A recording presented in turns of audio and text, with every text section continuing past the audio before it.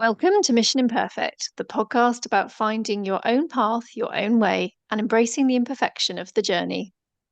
We're your hosts, life coaches, former HR professionals, and mums, Kirsty and Catherine. We love to discuss the topics that come up time and time again for our coaching clients and which affect us all, from things like acceptance and boundaries to values and well-being and everything in between. Each episode ends with a question for you and us to reflect on. Your mission, should you choose to accept it, is to grab a cuppa and a biscuit and join us in getting lost in finding ourselves. Welcome to this week's episode of Mission Imperfect. We thought we would talk this week about two simple little words: what if? It's a question we like to ask ourselves a lot, isn't it, Kirsty? And we like to plan ahead, think we know all the outcomes, and it can get us in a bit of a sticky wicket, can't it? It can, can't it? Because, I mean, it's an incredible thing about the human mind that we can do this sort of future prediction and this imagination of all these different outcomes. And I mean, maybe other creatures can do it and we just don't know, but we're the only species that we know can for sure can do all this.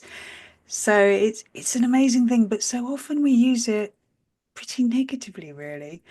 So this whole idea of what if, and I loved that when we spoke just before, you called it what-iffery. This is now my new Yes. favorite word, what-iffery. And what-iffery can be both a blessing and a curse, can't it? Because you can predict amazing things for yourself, or you can catastrophize. Yes, definitely. The catastrophizing, I don't even know if that's a Tricky to word. I think say, we're just going to isn't it? invent all sorts of new words today. That's the one that popped up in my head. We do like to race away and think of all these possible outcomes for ourselves. And I think it's because humans, we don't like uncertainty. We've spoken a bit about this Mm. before. So if we don't know how something's going to go, we like to plug all those possible gaps of what it might be. And then we can start with one slightly negative outcome and then amplify it and make it even worse and even worse. Before we know it, we've made it sound so terrible we don't actually want to do it in the first place. Absolutely. And I think sometimes we do it the other way around as well, that you're thinking, what if it's just awful? You don't actually go, in what way would it be awful? Yes. And how awful? You just go, but it could end up going horribly wrong and being really terrible. Um, so I think when we're thinking about doing something, about making a decision or whatever, I mean, how often does that what if crop up, either explicitly as what if or as a sort of a subconscious what if? And how often is it positive? And how often is it negative? Yeah, that's such a great question. Because you're right, people we just go, oh, I'll just stuff it up, or Yeah, I'll be terrible at it. I'll make a fool of myself. We do so that not even the what if bit comes in, but yeah, we are making that kind of assumption of this might happen. It will all be a disaster, so I yeah, won't do it. And before we know it, we've thought ourselves out of it very quickly before we've given ourselves a yeah, chance to think about some of the positive what ifs. yeah. I mean, yeah, I couldn't do that. I'd be terrible at it. You hear people say Mm. something along those lines quite a lot, and I'm guilty of it too. And that is a what if without the what if on the front, but we just leapt to that bad conclusion, that the negative outcome, without even really considering it in any detail. I mean, we do the positive what if thing as well, don't we? Um, but I think, for me at least, I don't know if you'd agree with this, but for me at least, I think that comes up when you're doing really sort of big picture, almost impossible thinking. That's kind of when the more Yeah. positive what if thing comes up, what if I won the lottery? What if I ruled the world? What if biscuits didn't have calories and sugar wasn't bad for you? That happens quite a lot for me. Yeah, that would be Yes. lovely, wouldn't it? That'd be incredibly positive. Um, what if I got talent spotted? I'd need to find a talent first, but what if I did get talent spotted and became an overnight success? Um, and so we can and do positive whatifering, but it tends not to be around the day-to-day practical things, I think. What do you Yeah. think? I think you're right. I think you're right. When you said it was in the sort of daydream territory. And we I think we joked a bit about this before about being lottery winners in our episode about money, because in my head I've already planned out what a brilliant lottery winner I would be. For me, that what if is I'm more than willing to try it. I think I could work out what I would do with it. But I it's in that kind of sort of just a bit of entertainment sense, isn't it? Yeah, Rather than, like you said, the sort of day-to-day reality. I do love that you managed to get biscuits in there. I of do course. sometimes joke, it's like, why does all the unhealthy stuff have to taste so great? And wouldn't it be so great if biscuits were as healthy for you as broccoli, for example? I mean, I do actually love broccoli as I well, like I should broccoli say, too, yeah. Yeah, but it's just, if I'm looking you if I'm know, looking for a rewarding snack, broccoli is not top of the list, to be no, fair. No. Uh, maybe it should be, but it's not going to be. Who am I kidding? no, no, it doesn't quite hit the same spot, doesn't it? But you're right. I think when it comes to the real life stuff, and that's where we actually do an awful lot of our important thinking, isn't it? About what are we Mm, going to do? What direction we're going to take if we're small business owners or for our careers or all sorts of things. We're making practical decisions. I do think there is this tendency to shift to what could be the bad outcome that I want to avoid from yeah. this. And then it stops us from maybe trying it in the first place.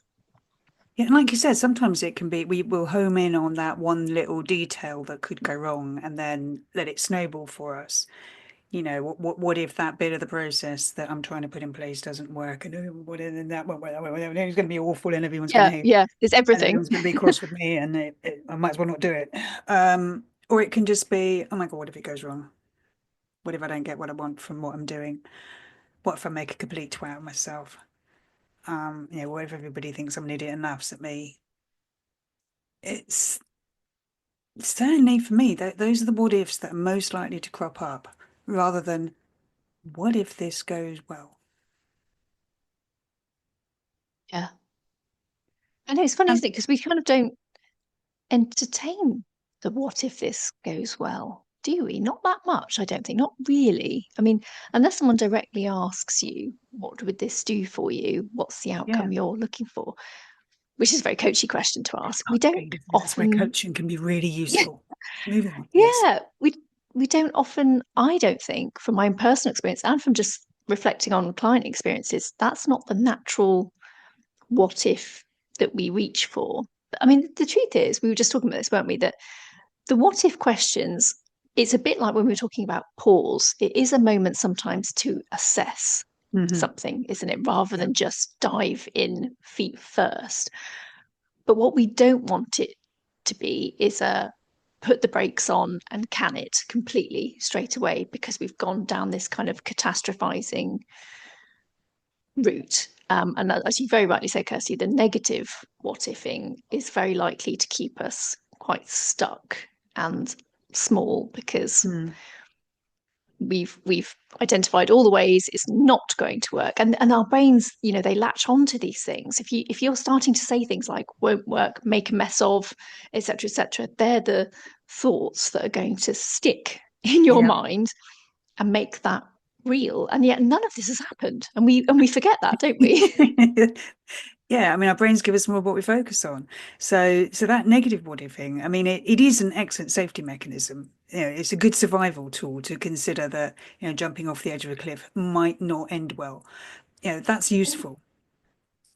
But then again, it might if you've got a parachute, or whatever the appropriate thing is to use when jumping off the edge of a cliff. Don't quote me on that, and please don't try it. Um, so it has a purpose. It has a use. It's not something to sort of beat yourself up for because that just causes you to focus on it more. Our brains give us Yeah. more to focus on. But it's I guess it's about managing, isn't it? It's about bringing that balance in because yes, it can help keep us safe and it can exactly as you just said, it can help keep us stuck and small as well. And safe can be a good thing, or at least not in danger can be a good thing. But how Yes, I have to be often honest. I would have been thinking, what if the parachute doesn't open? That would be Yeah, my okay. big what Me if, too. Yes. plummeting to my death kind of thing. That would be a bit of a The, blow. the chances of me going off the edge of a cliff, even with an array of safety devices, very, very slim. Uh, Yeah. some of us just aren't like that, and that's okay. Uh, so it can be a useful safety mechanism. It can keep us out of danger. It can cause us to make sensible risk assessments, but it can also stop us doing anything which doesn't have a guaranteed positive outcome. Mm. And how much of life really does have a positive guaranteed outcome? I mean, even a biscuit can be disappointing sometimes. Yeah. I know, I agree. Same. But actually, biscuits aside, you are right. The amount of actual guaranteed outcomes, I think, is actually very small. Yeah. What we actually think or expect is going to happen isn't always guaranteed. Even if we've got best laid plans and all of those things in place, yes, it is more likely, but it's not guaranteed. Mm. So, yeah, I think that's definitely a point worth mentioning that we don't have guarantees. We just have to have the sort of will to give things a try and not ignore. I think what we're trying to say is don't ignore some of the positive what ifs. If you find Yes. your mind playing out an awful lot of the negative what ifs as reasons to not do it, because that's effectively what it is, what are the reasons for doing it? What are those positive what ifs to kind of offer that counter view? And then you can decide, okay, it may not be guaranteed, but I'm willing to give it a go. Yeah. It would be worth it for that. Yeah. Yeah. So it's that simple switching of the negative what if for the positive can be really powerful, can't it? Just allowing yourself to consider a different outcome and that sort of tells your brain that it is not doomed to failure. It's giving it another way of thinking about it. And as we've said several times already this episode, the brain gives you more of what you focus on. So you just give it that something to latch on to, and you're not going to do so much doom mongering. And I mean, there's a useful technique for helping to manage anxiety about specific events, which involves positive visualization. It, the sufferer is asked to spend time considering, actually visualizing in great detail the event that they're anxious about going really well. Mm. And the more they do that, the more the anxiety fades because our brains are pretty bad at distinguishing between reality and imagination. And if you don't believe that, I ask you to consider a time when you've been reading a book or watching a film that you know damn well is fiction and you've still been terrified or upset or laughing hysterically. Yeah. We have the emotion regardless of whether we know it's real. So that visualization, that positive what-ifing can be a really powerful tool. Yeah. Well, the other, really, I have spells of quite vivid dreams or Mm, nightmares, I suppose. And actually, that's a really good point because I can wake up heart racing, the sweaty palms and so on. Of course, it has been a dream, but it's all played out in my mind as if it yeah. was real. So yeah, it absolutely has felt. I've actually had to take a moment and just think, oh, thank God, I'm in bed. I am. This has not actually happened. I mean, sometimes they are so far fetched. You think I might have worked out that it wasn't real, but but no, in the moment, it's not, Yeah. is it? It is very much you are feeling it and experiencing it as if it was real. And I think sometimes we forget just our innocent, we think is our innocent everyday thinking is having an impact, even if it's Mm. small by degrees, rather than waking up with a jolt in the middle of the night, which is what I have done. It's Oh, that kind nasty, of, yeah. yeah, I know. It's probably like, sometimes I shout, apparently. Like, yeah. I mean. Normally only if something bad is happening. But it's a shame. I don't remember all the details in the morning, and I do manage to go back to sleep. But anyway, slight digression there. But yeah, we do absolutely feel and experience things in a very real way, even when they're not. And I think sometimes we forget that that is happening. Yes, I think we do, and yet we do it so much with the bad stuff, don't we? Yeah, The negative what ifing, we will play out everything going horribly wrong again and again and again until it feels real. yeah, yeah, But we absolutely. tend not to do it the other way around. Mm, So just, taking that what if it all goes tits up thought and not necessarily replacing it with, but at least adding to it, what if it all works out perfectly? and think about what would that look like? How would you feel? What would you have been doing? You know, and really hold on to that feeling of it going well, and it can make a genuine difference. Which sounds weird. I mean, I absolutely believe this, and every time I talk about it, there's a little part of my brain going, "That sounds weird," but it works. And but another, because oh, my words aren't coming out. Another possibly counterintuitive sort of approach is to seriously consider the negative what if, and again to go into some of the details because. As we said, so often you just jump to the if it goes horribly wrong, it's going to be awful and I feel stupid and everyone will hate me. Without actually asking yourself what's going to go wrong and what's the impact of that actually going to be, or what is it likely to be. And so often when you start doing that, it's nowhere near as bad as your initial fears suggest it could be. Yeah, definitely. I agree. I think it sort of minimizes that the stuff that's suddenly become dreadful. Actually, you realize, okay, it may not be great, it may not be what I wanted, but it's not an absolute disaster. It is an outcome that I might have to entertain, but actually I can deal with it. I can manage it. I've now thought it through. What will the impact be? Or on the flip side, you may decide you don't want to, which is also fine, Yes. but you've done it in a much more sort of, I guess, reasoned and logical way. So I call it, I heard this quite early on in my coaching days to add so in front of the what if. Mm, And I realized you can actually do it in two ways. So they both have the same kind of outcome. So one is the kind of so what if X happens, the negative stuff. So it's quite a blunt challenge of that negative outcome. But it's basically asking you to question, okay, this has happened. So what? What does it really mean? Like, how bad is it really? And you can, if you realize on a scale it is pretty bad, okay, you can decide. yeah. But if it's not that bad, you might think, okay, I'm willing to take the risk. The other way is the slightly softer route, I would call the sort of so, what if X happens? So it's kind of a bit more sort of reasoning and contemplating it. Mm, But mm, basically yeah. the result is the same thing. It's considering that negative outcome as a real possibility, but thinking, what does that really mean? What does it mean about me? What does it mean for me? Um, Rather than straight into that negative escalation and the definitely won't do it option. I think it can be really helpful because it also can help you entertain, okay, this undesired outcome might happen. What might I then choose to do about it? Do I have options? What might they Yes. be? Yes. And okay, phew, because we talked at the beginning about liking certainty. You've therefore kind of answered that. Like, so if this does happen, this might be my response to it. Yeah. Okay, cool. I have an answer. Let's go, kind of thing. And that makes sense to me. Does that make sense to you?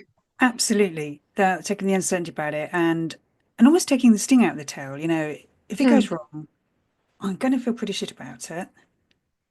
And that's okay. I've felt pretty shit about things before and survived. Yeah. Is often what it boils down to, though, isn't it? Yeah, I, I might make an idiot of myself. I have done that so many times in my life. Even And the I'm times I didn't think I would. So, and I'm pretty confident there'll be many more times, and so far I have survived them all. Maybe even learned something and grown from it. And yeah, suddenly it doesn't feel quite so bad. And if it does feel so bad, then that's telling you something. You've got your kind of risk assessment, you've got a decision, haven't you? yeah, yeah. It's all something that you can probably use for a future occasion. But I think if we often put the brakes on immediately, we never get to test any of this stuff out. And I was literally having a conversation this morning with somebody about applying for a role. And I always call it the hat in the ring game because if you don't ever put that, because they had a few questions about it, is it going to be right for me and so on. It's like you don't put your hat in the ring, you're never going to know. The default Yeah. decision has already happened. I think we've spoken a bit about this before. At any stage coming up, you can still decide it's not for you. because they may not want to budge on any flexible working. They may not, the what if, what if, what if. You get to answer those rather than just wonder about them. You get to answer them and find out. And I just think having that more informed route is always better than the one that's just a bit of a in the darkness, foregone conclusion. No. Yeah. I had a weird moment there because I was talking to a client this morning who actually used the hat in the ring metaphor. And I just had that moment of, whoa, what's going on? Where does this come from? It was earwigging. No, I'm just It was sorry. slightly different context. Yeah, how weird is that? Um, but yeah, I mean, sometimes, we don't go for the job. We don't go for the promotion because what if I don't get it and I feel crap? And well, have you lost anything? And I've been maybe I wouldn't like the job anyway. What if I can't handle it? Well, that's kind of what the interview process is designed to sort of highlight whether it's something you do want to do and whether the people think you can do it. And if you do get the job and you don't like it, well, you've just changed jobs. You know you can do that. Yeah. It's when you actually start breaking it down and rationally looking at those different motives, it helps it all to settle and to make a more informed decision than a sort of that that big emotion decision because there's Yeah. fear you don't do it or without going any further into it. Yeah. I would say sometimes with those really big decisions, you do feel like the weight of the world is on your shoulders and it becomes a very narrow tunnel of it. And it's very difficult. I totally understand that. And I would say if Yes. you're in that situation, I honestly would recommend someone impartial to talk to, go through all these things, go through all those what ifs. And Maybe, I can maybe a pretty much coach, perhaps. I think it could be a coach, That would just be just good, saying, wouldn't it? could be a Yeah, it could be possibility. really Yeah. useful. Hmm. Because you just might get a different perspective. And even if you don't feel absolutely certain in that moment what you're going to do, I think let it all settle and it will come to you what you're going to do. And it's so much better than keeping yourself in that kind of tunnel stuck, Yes. wondering what it is you're going to do. And I think we've all been there. I think it's safe to say we have all been in that situation. Yeah. I mean, I was just trying to imagine a scenario in which, somebody who might not be, but no, I can't. It's, Mm, maybe there are some people who just make decisions on an immediate gut instinct every time, but sometimes our gut instinct is fear, and that's not always the best way forward. yeah, no, I definitely would agree with that. Let's share a few of our quotes on what if. And I love we Let got such a brilliant selection here of people contributing to some what if thoughts. So, Kirsty, do you want to share your favourite?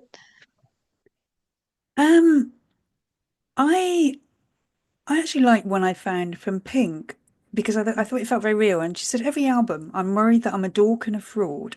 What if I can't sing anymore? Then I stop thinking and start playing guitar, and I realize that it's okay to suck and move forward. Anything Although I think she doesn't suck, does she? Let's be honest. exactly. And isn't that part of it that craziness that so many people looking at you from the outside are not going anywhere near any of those what ifs on your behalf? They think you're great. And most people are going to think and go, well, surely she can't be worried that she can't sing. She's amazing. But in her head, that's a real possibility. But for most people looking at her, of course, that's not going to happen. Yeah, yeah, so true. Same.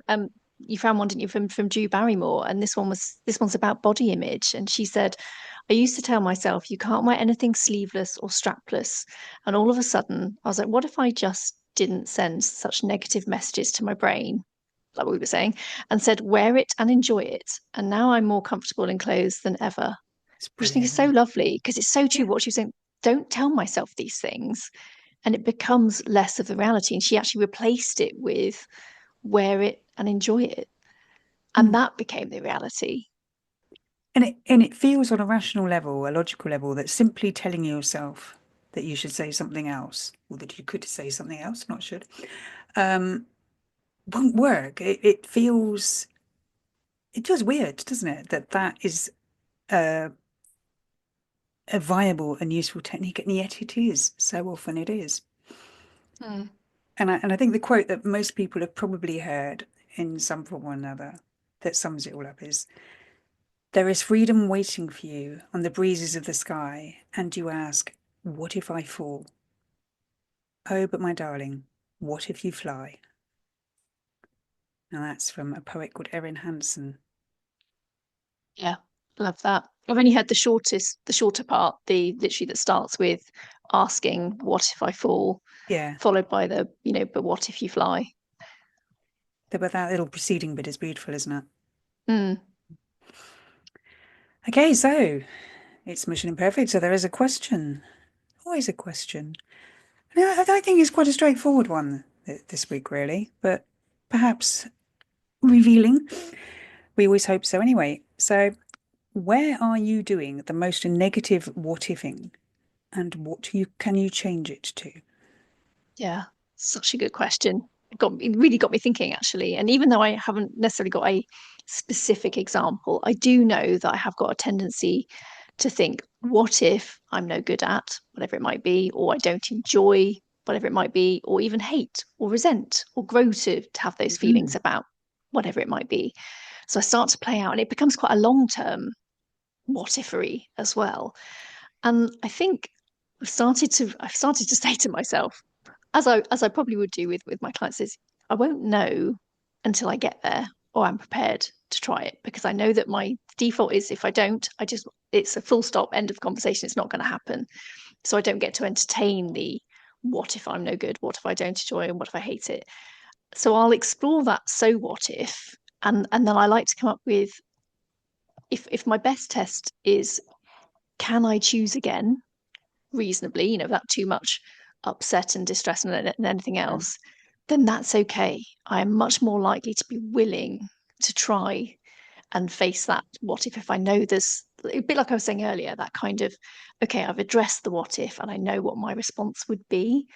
And I think accepting that you're allowed to choose again is something that's really come to me quite late. Yes, Kirsty. you're allowed to It's like, change your minds. exactly. And I just think I kind of didn't really acknowledge that perspective until a lot later. I was a bit of one of those people, like, if you had that phrase, you've made your bed, lie in it, kind of thing, like, I've chosen this career, do it. Do you know what I mean? That kind of mentality of, this is your path and you follow it. The whole, There could be a whole this is episode your of this career. around changing your mind.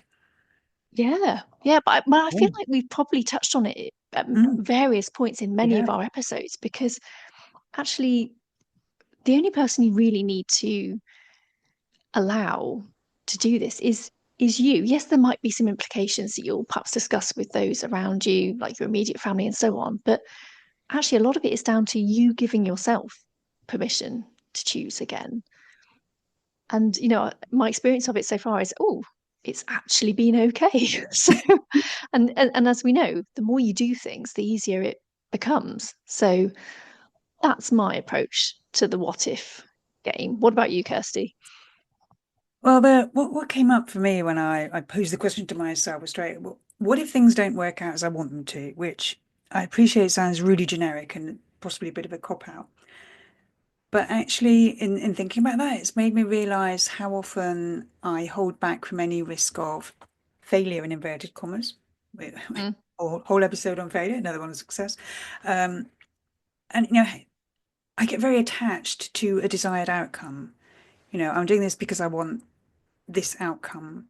What if I don't get it? What if I don't get it? Then it's a failure. Then I've got it wrong. I'm going to make an idiot of myself. And I was going to say, I don't think I'm as bad as I used to be. I know I'm not as bad as I used to be, but still very much work in progress.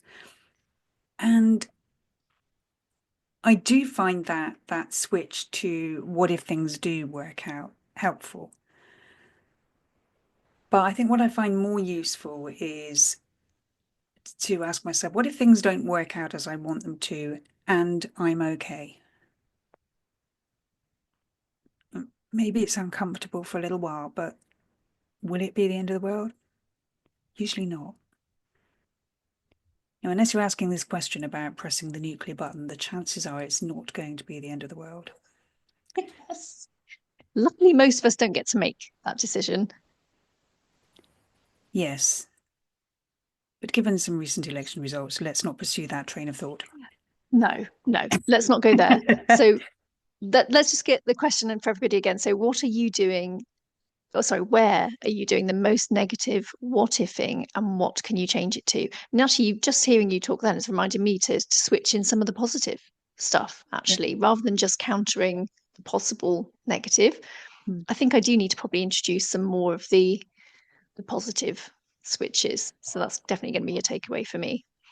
Yeah, it's about finding what works for you because we're all a bit different, and and Mm, in different scenarios we might find that different things work better. So it's about making sure we've got a good toolkit that we can pick from.